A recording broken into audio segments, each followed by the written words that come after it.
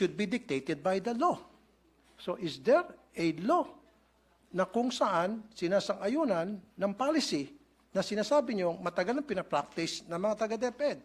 Dapat lahat ng mga bagay na ginagawa sa ating mga eskwelahan, lalo sa DepEd, na who's receiving lots and lots of budget by the billions, dapat nandoon nakasaad sa batas.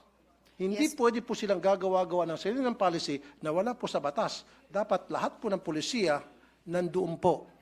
Mr. President, may I respond to that statement? Mr. President, as I said, no, kaya ho ako nag-abalang ipaliwanag na ang PD 603 is a very broad law intended to protect the rights of children. Kaya nga po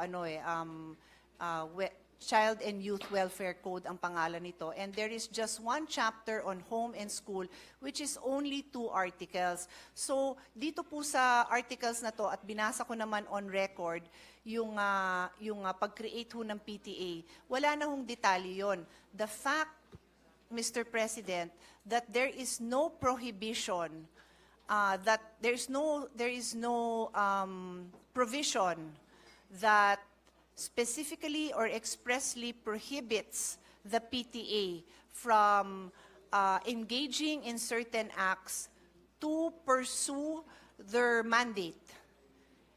Yes, there is. Mr. President, if I may just continue, my statement is the fact that there is no provision that expressly prohibits the PTA from pursuing their mandate is in itself an accepted principle that there is no violation. It is a rule of statutory construction that what is not expressly or impliedly prohibited by law may be done.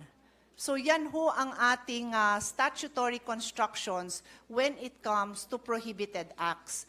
So pag sinabi po natin bawal ito, then we need to produce that law that prohibits it. And so we do have yung dalawang RA na binanggit naman ng ating kasamahan. Meron nga hong RA na nagbabawal. Yes. But that is why I have been repeatedly explaining that since 1969, ang implementation ng ating DepEd dito, they believe that they have been implementing this in the true spirit of the law na nagsasabing bawal mangolekta sa bata.